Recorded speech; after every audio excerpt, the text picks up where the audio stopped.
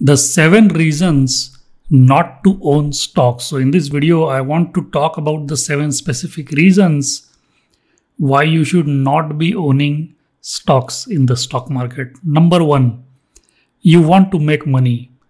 I mean, this should not be the reason to invest in the stock market. The stock market, the objective of investing in the stock market should not be to make money. The objective of investing in the stock market is to identify a good or a great business and buy those businesses at a reasonable or a cheap valuation. So a great business, which is a growth company, you can buy it at a reasonable valuation. Don't overpay for such businesses. And a good business, which is a dividend paying company, very good cash flows, you have to buy these companies at cheaper valuations when they become bargain stocks when the market falls. That is the objective. The best you can do is buy good or great companies at reasonable or cheap valuations and then let the market take care of itself. You don't have to do anything else. That should be the objective of investing in the stock market. Making money should not be the objective of investing in the stock market. Number 2, you want a multibagger. See, multibaggers are always found in hindsight. Everybody looks at the left side of the chart of a stock and says that this has been a multibagger. See, this stock has gone up 10 times or 12 times in the past decade. Now, the problem with that is how many people have actually invested 10 years ago and how many of those actually took the ride throughout that entire decade. So if you invest, let's say 5 lakh rupees in a stock and it doubles, now your 5 lakh has become 10 lakhs, you will be compelled to sell the stock, right? If it goes up 3 times, your 5 lakhs has become 15 lakhs, right? You will be compelled to sell. How many people are going to hold the stock from 5 lakh till it goes 12 times, let's say till 60 lakhs? There are very few people who are able to do that. Imagine how much conviction you need. So just because a stock is a multi-bagger stock doesn't mean that every investor that has invested in the stock has made that 12x return or 100x return.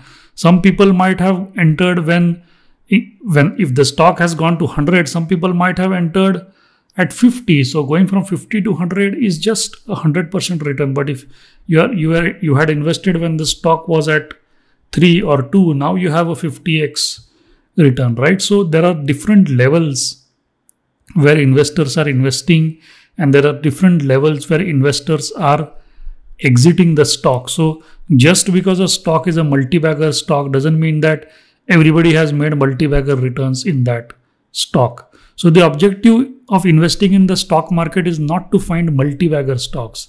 The objective, as I said again, is to identify a good or a great business and buy it at a reasonable valuation. Number 3, you don't want to miss the ride. See, stocks are going up, everybody is making money, your neighbor is making money, your office colleagues are making money, and you don't want to miss that ride, right? That is the fear of missing out. That means you are taking a financial decision emotionally. If you are taking financial decisions emotionally and not rationally, trust me, you will lose a lot of money. Financial mistakes, it's very difficult to reverse financial mistakes. So the best way to avoid this problem is to do your own due diligence, find out about the company, become confident about why you are investing in the company, and then take a position. Ignore all the noise available out there. Number 4, your peers are making money in stocks. So you go to office and you see that your office colleagues are discussing a particular stock and one of your office colleagues ended up making some money, maybe 2x or 3x return in a particular stock, and you begin to feel jealous. Again, that is emotional. What have you got to do with what other people are doing? You do your own due diligence and you make your own money. Who knows that the guy who invested and made money from your office, he might not have done due diligence. There is a chance that he got lucky. He doesn't know anything about the company. Somebody told him, he invested, he made money, and now he's saying that, look, I have made 3x return in the stocks. Don't get into all of that. Ignore all of that noise. Do your own research, invest in the stock market, make your own money. As simple as that.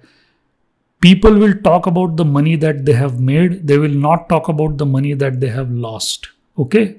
Number 5, you want to hit your financial goals. See, the stock market is not the place where you come to hit your financial goals, right? Because the stock market is volatile.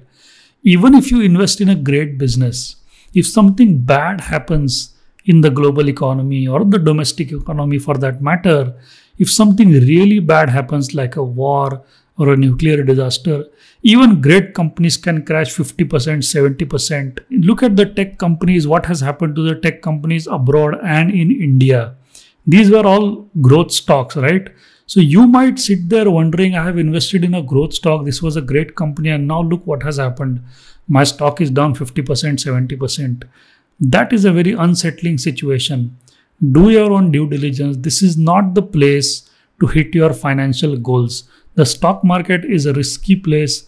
For your financial goals, you can go towards fixed deposits. You can go towards mutual funds. Equity mutual funds would be a good place because it's a diversified portfolio. But when you are investing in stocks, your portfolio must be concentrated. You have to invest only in things that you understand. And you can't understand 100 stocks at once. So your portfolio by default, by design, must be a concentrated portfolio.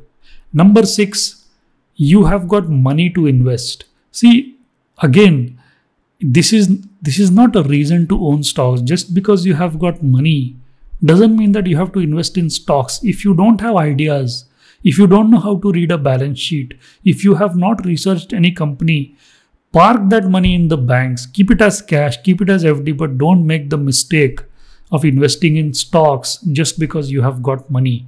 What if you lose the money? Who are you going to blame? You have not done your due diligence. What's the point in investing in something that you do not understand? If you make money, fine, but if you lose money, only you are to blame, right? Number 7, you know that the stock market is going to go up. I mean, for some reason, you have been doing your research and you know intuitively that the stock market is going to go up. Trust me, nobody knows what the stock market is going to do in the next quarter or the next 6 months or the next 1 year. Nobody knew that COVID-19 was going to come along. Nobody knows about what the stock market is going to do in the future because you cannot predict the future, especially in the stock market. So this should not be the reason to invest in stock. A lot of people invest in stocks because they know that the stock market is going to go up. How stupid is that? Okay, don't invest in the stock market if you don't know how to read a balance sheet of a company. Don't invest in the stock market if you don't know how to analyze businesses. It is as simple as that. So these were the 7 reasons which I wanted to discuss with you, the 7 reasons not to own stocks. Thank you so much.